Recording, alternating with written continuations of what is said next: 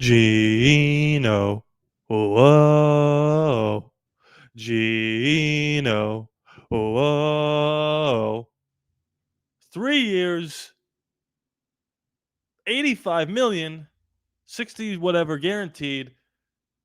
And we officially have a new quarterback, although he's been like in the locker room, like training with Max Crosby for a month now, or whatever it's been.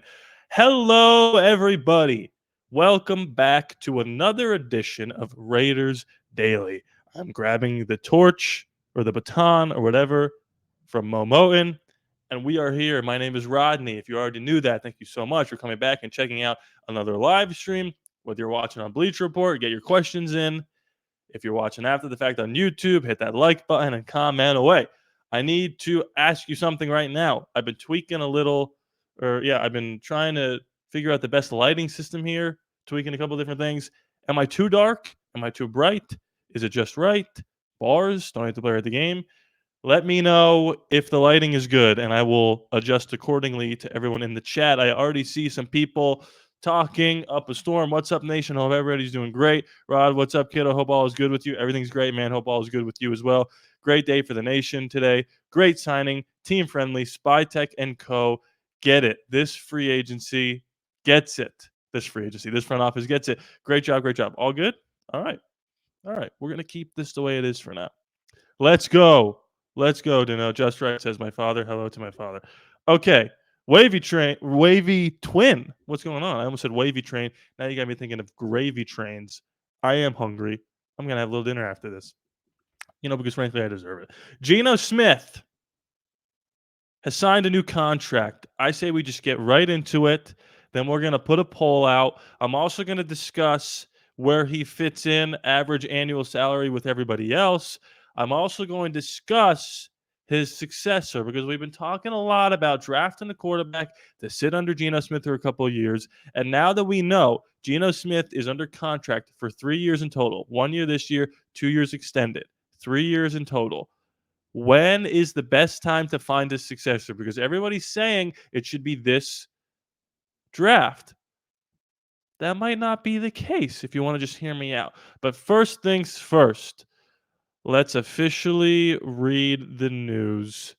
Silver and Black Pride. You can find this article linked on Bleacher Report. Raiders give Geno Smith contract extension. All right, Bill Williamson, what do we got? We knew this was coming. It just took a while. The Las Vegas Raiders have given new starting quarterback Geno Smith a contract extension. Rap Sheet starts by saying the Raiders and Geno Smith have agreed to terms on a new deal to better compensate him, Geno Smith, for his play after the blockbuster trade.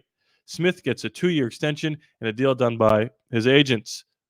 Las Vegas locks in its quarterback. The Raiders have Geno Smith under contract for 3 years. ESPN reported the 2-year extension is worth up to $85.5 million with $66.5 million in guarantees. Jeremy Fowler comes in and says Geno Smith's new deal with the Raiders is for 2 years and $85.5 max value with $66.5 guaranteed. Vegas and Smith started working on a new deal upon last month's trade, now official weeks before the draft. Geno Smith, who turned 35 in October, had a 1-year deal remaining on his 3-year, $75 million deal with the Seahawks. His desire for a new deal was a big reason why Seattle made the trade. He is making $31 million this season, so the deal is for 3 years and is worth $116.5 million. Smith will be under contract through 2027. He'll be 37 when his contract ends, which isn't that old in today's day and age. The Raiders hope he can be the starter through that period, but they will also likely draft a quarterback this month to groom under Smith. Put a pin in this year's draft, that discussion. This was expected since the Raiders traded a third-round pick, number 92 overall, to the Seahawks for Smith.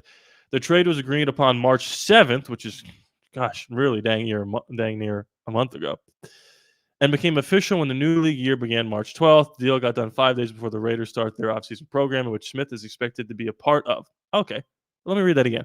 The deal got done 5 days before the Raiders start their offseason program. Good. So he's going to be in the building.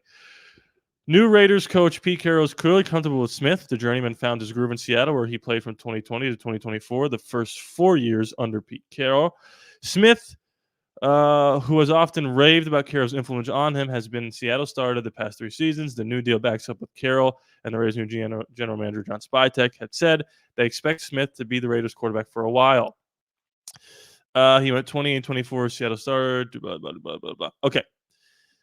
I read something on Bleacher Report as well that said since 2022, Geno Smith was like 4th in the league in passing yards and 8th in touchdowns, which is absolutely insane to think about. That's insane. Okay, so as I put the poll out, I have a feeling I know where the vibes are going to be here. What are our thoughts on Geno's new contract? I'm going to get into the chat here before I discuss my takes on everything. The note says, great deal and happy with the signing. What's our cap space like now? We'll talk about that in a second. Pretty good team-friendly deal. Smart signing. That's all that needs to be said. Don't disagree. I could see us drafting successor this year, but if the draft doesn't fall, they could push it to next year. Interesting take. Listen, we are always a hit away from our backup playing. I don't care if they draft a QB. Needs to be in the 3rd round. Use the first 2 picks to help Geno, no doubt about it. I could pass on a QB till no earlier than 5. Next year's class is better. Okay. Again, we'll talk about that in a little bit. But I want to specifically discuss why this contract is huge for us. Obviously, there was talk that it was going to be 5 years, $200 million with 2 fake years, right? Geno Smith said, look, I'm going to play for what I'm worth. I need to have some guaranteed money in the mix because, the NFL is fickle. I can get hit and never play again. So I need 66 guaranteed, but I'm not going to have you break the bank for me, And this contract is like right around the same range as Sam Darnold, which is absolutely insane to me because the Seahawks were not willing to give Geno Smith $8 million more than what the Seahawks eventually gave Sam Darnold, which makes me think this was more Geno wanting to play for the Raiders or Pete Carroll than it was the Seahawks wanting to just let him go. Now, if the Seahawks think Sam Darnold is the better player, more power to them. What I'm telling you right now is at least next year coming up, we know Geno Smith is going to be at least top 16-ish in the league. And the reason I use the number 16 is if we take a look at the quarterback contracts here, right? So this is not updated. This right now is before his new deal. After his new deal, he gets, what did they say? They said 38-ish million. He's going to be right here, right in between Derek Carr, Matthew Stafford, right here. By the way, Patrick Mahomes is only making $45 million. I mean, this is like insane. We know that Geno Smith is better than the likes of Tua, right? Or Kyler, definitely better than Deshaun, Kirk Cousins, right? And we know he's better than this group of guys down here, maybe except for, I don't know, CJ Stroud. But the idea that we have Geno now, who's putting up numbers to be somewhere in here, right? 8 to 11, but we have him 16th in terms of highest annual per year salary. 3 years, $116 million. Under Derek Carr. Ask yourself, would you rather have Geno Smith or Derek Carr? I think we're all going to say the same thing. Love you, Derek. Geno's a way better player at this moment in his career. Geno Smith is essentially playing for average quarterback market value. And that's after we extended Max to a big deal. And the reason why it's so important to get this deal done now, and hopefully there's a press conference tomorrow because I want to see Geno Smith in a Raiders press conference. The reason why it was so imperative to get this done now is not only because we have the offseason program coming up in 5 days, right? But because now we know how much money we have left to spend. Now let's go take a look here at the salary cap. Raiders salary cap 2025. Okay, so I'm looking at it right now. I want to see. I might not pull this up if they don't have Geno Smith's new deal. Yes, they do. Okay, so let's share this. Let's see where we are right now. Blah, blah, blah. Okay, I don't think this is updated, so we're not going to be able to talk about exactly what it means right now for Geno Smith and the salary cap. But he's the second highest earner on the roster. I mean, I guess we could pull this up. Sure, let's share this. Okay, so Geno Smith right now is the second highest earner on this roster, but we don't have anybody making over $40 million. And after Geno Smith, it goes Christian Wilkins, Colton Miller, Malcolm Kuntz, and Jacoby Myers.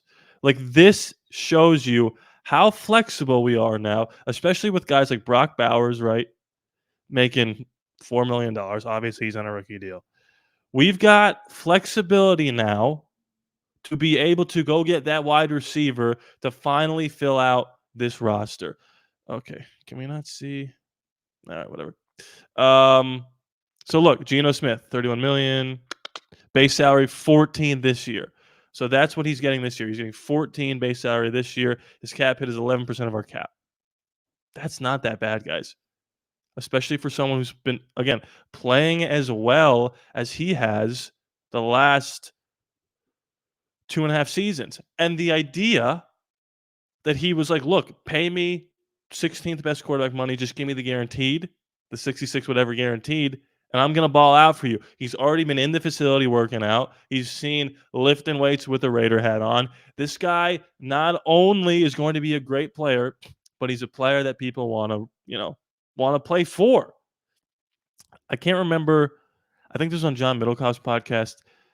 Somebody asked Brock Purdy, what is something that scouts get wrong or that scouts don't look at in terms of grading quarterbacks? Like, what's the thing that they're missing? And Brock Purdy said he never was asked how he's able to get players to play for him, right? Inspiring his teammates. And there is no doubt about it. Whether or not Geno Smith is the 7th best quarterback in the league or the 16th best quarterback in the league, everybody that's ever played for him says that this guy is a born leader. And I'm not saying that Jimmy wasn't that or that Derek wasn't that. But I think where Derek fell short as a leader is that sometimes he was the nice guy that really didn't want to hold people to the highest level of accountability. Where Geno's going to be like, nah, dude, like, you're not good enough right now. And he's going to elevate everybody else. And he didn't take the craziest amount of money that he could have taken, or maybe that he should have taken, because he should be paid like a top 13 quarterback. Right now, he's being paid like a top 16 quarterback.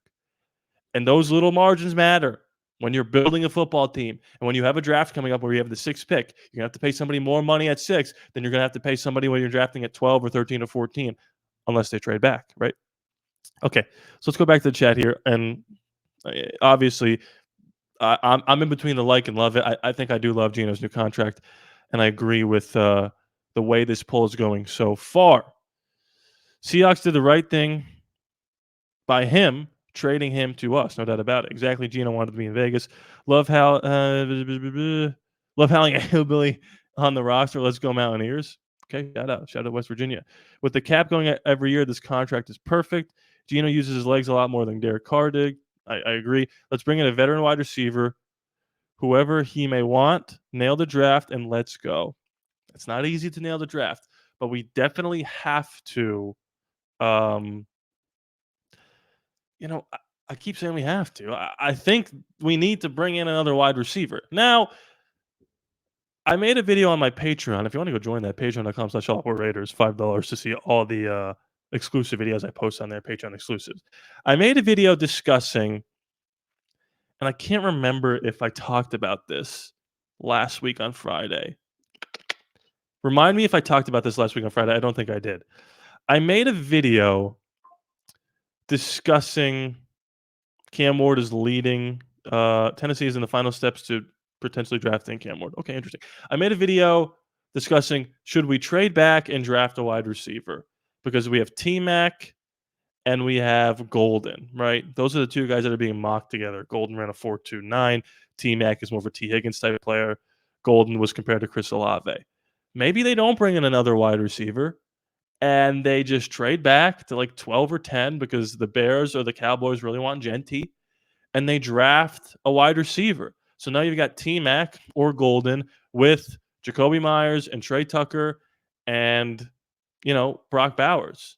And then you draft your running back in the second round. Henderson, Judkins, Scadaboo, Omarion. I don't know. Doesn't feel like Omarion's going to make it out of the first round, but we'll see. You don't want T-Mac? Well, hey, there's options. Maybe it's what's that guy's name? Luther Burden, or Matthew Golden. Trade back, stockpile picks, and fill holes. No doubt about it. No doubt about it. Reunite him with Tyler Lockett. Hope Genty or Membu fall. I mean, Membu will probably be there, and Genty will be there too. Unless you're saying trade back and still hope that they are there, which is not a bad idea either. I saw someone say Amari Cooper. Again, I don't hate Coop to the hoop either. It's just interesting. I'm really curious to see what they do about this wide receiver position. Okay. So I want to talk about this for a second as I close that poll. Scheffner was on Pat McAfee and he said a couple things that I think relate to us. The first thing he said was, feels like Cam Ward is going number one. Doesn't feel like Shedeur Sanders is going to the Browns. It's now starting to feel like Shedeur Sanders is not going to the Giants. And he put the question out there, where does that leave Shedeur Sanders going? Because if he doesn't go to us at 6, he's going to topple. Maybe to the Steelers or to the Rams, right? And I've said this until I was blue in the face. I could see a world in which we still take Shedeur at 6 because they love him and they stash him for 2 years or 3 years, right? Now, if Geno's going to play for 3 whole years, I don't see a world in which Shedeur sits for 3 years. I wouldn't be opposed to it, but I just don't see that happening. And Mike says Henderson may not be there. Yeah, no doubt about it. No doubt about it. I don't see Shedeur sitting for 3 whole seasons, although, again, I would be okay with it. Another thing that Scheffner brought up is that people are not convinced that Arch Manning is coming out in 2026. And that is counter evidence to everybody that said this year is a tank for Arch year for people who are really bad, for teams who are just really bad. And I say that not to say that, hey, we should go after Arch Manning. I say that to say everybody's thinking one thing and another thing might happen. Everyone says Arch is going to come out. Arch might not come out, right? Everybody is saying we should and will draft a quarterback in this year's draft. Does that actually mean it's going to happen? Because everybody's also said that this draft isn't great for quarterbacks. So what if we just use this draft to fill the running back position, the wide receiver position, the middle linebacker position, the corner position? Get another D tackle, right? Get another guard. Starting to use all our picks up here. Maybe you take a flyer on somebody, or maybe you just wait. Because I want to talk a little bit about the quarterbacks that are coming out, if Arch does come out, in 2026. Because we've got some guys here, like Nussmeier, who will be a first-round pick. All of these guys, if they come out, these top 5 guys, and this is on NFLDraftBuzz.com, they do a great job breaking all these guys down. These are your top 3 guys. Drew Aller, doesn't matter how bad he played in that playoff game, and he was terrible. Take it from me, a Penn State alumnus. I couldn't look at him after that game. If Drew Aller came out this year, he would be the second quarterback taken. He would not get past the Cleveland Browns at 2. That's a fact. He's the 3rd best quarterback next year, potentially, if Arch comes out. Then you have Nico. I just learned how to pronounce his name. I already forgot it. Iamaleava, who has shades of Justin Herbert. You've got all these guys. Lenora Sellers. I mean, if you click on this guy, who I don't really know that well, projected 40 of 4.6. He's an intriguing prospect. They say about him, where is it? I know it's here somewhere. Draft projection, mid first round pick. I mean, Carson Beck was supposed to be the first round pick this year, and now he's at 10. Nussmeier, what do they say about Nussmeier? Where is he going to go? Where's he going to go? Second round early. I mean, do you wait? Player comparison, Bo Nix, JJ McCarthy, Matt Corral. Let's see what they were saying about this guy. Where's his player comparison? They don't have one for him. Okay. Totally fine about that. Let's go to Nico. Let's see if they have player comparisons for him. They don't. Okay. Why do they only have player comparisons for Nussmeier? That was weird. Anyway, all that to say, I do think there's a world where we should just wait. Like Jackson Dart doesn't really do it for me. Will Howard doesn't really do it for me. The only guy that I would consider taking a swing on in like the 3rd round is Jalen Milrow just because he ran a 4.3, and then you just stash him. Now he needs to sit for like 3 years. No ifs, ands, or buts about it. But I pose the question here because we need to talk about this. Should the Raiders take a quarterback this upcoming season? Yes.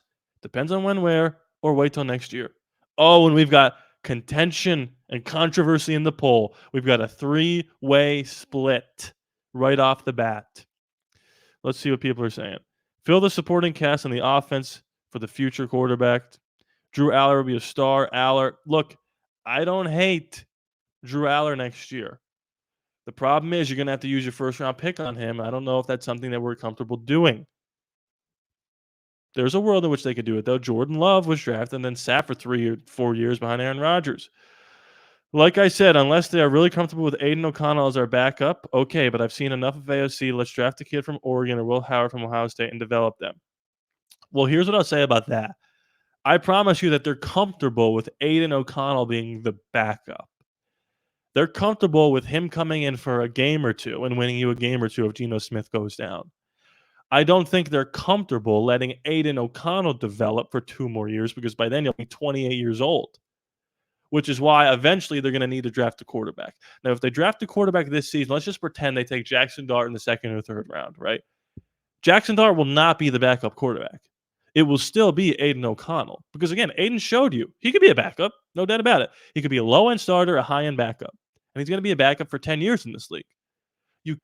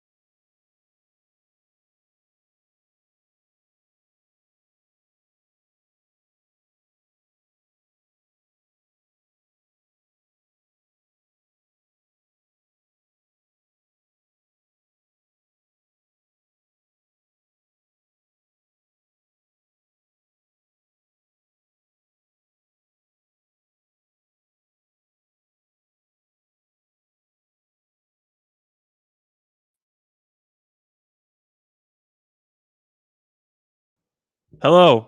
I think I'm back. Did I do it? Am I back? I think I'm back. Can you hear me? Can you see me? I'm getting the thumbs up. Okay, I'm gonna continue like I'm back. What was I saying?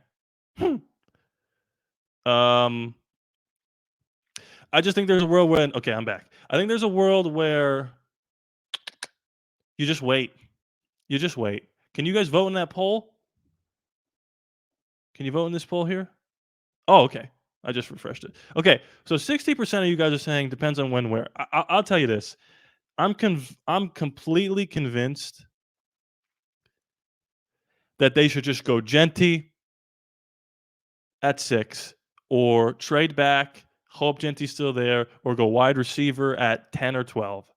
And then go running back, go corner, go middle linebacker, go two guards, go D tackle, and just completely get back to building this roster here in the draft.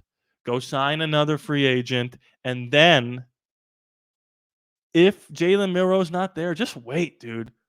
You can get Drew Aller next year. You can get Nico maybe next year. You can get, Nussmeier. You can just wait on it. We don't need to take a quarterback here. Now, will they? Probably.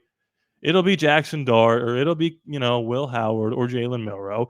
And there's a world in which it is Shedeur Sanders as well. So look, I think that just needed to be a question that is posed. Okay, so let's see. Ask some questions here as I build out the last few minutes here. Let's see. Before I was knocked out, what were we talking about? I don't think this team will be in a good position. Where was that? To get a QB prospect next year. I mean, that's not a bad take. I don't disagree. They should always draft a QB. Not saying this year's one, but Milroe at 3, I'd like that. No doubt about it. All right, let's see. I do agree Milroe's ceiling is high. If he can sit and learn, he has the talent to be Lamar Jackson 2.0. I'm not saying he will be. That's his ceiling. I don't disagree with that. D-line is good. We just need to help Geno now. Our O-line, our running back, and wide receivers, Amari Cooper would be a great pickup. I don't disagree. If Sanders is there at 6, he's going to be hard to pass up on. And I think that's the key to all this. My prediction is if they don't take Sanders at 6, they're going to either go Jalen Milroe or they're going to go Will Howard. If one of those two guys isn't on the roster, I'd be surprised. And then after that, I think you wait. Genty at 6 feels more and more likely. Spytek said his son said he would disown him if he didn't take him. It feels like something maybe you shouldn't say out loud if you're going to take him or you're considering taking him. I don't know. That's just me, though. What say you guys? Okay. Comment below if you're watching this after the fact on YouTube. Hit that like button. Thank you guys so much for watching live here on Bleach Report. I'm sorry. I don't know what happened. My audio cut out for a little bit there, but we fixed it. We pushed through. We persevered. We found a way. In the face of adversity, you find a way. And I hope that's what you take away from today's stream. Thank you so much for watching. Please be sure to subscribe. It's free out there, no charge to you. I love you guys. I'll see you next time.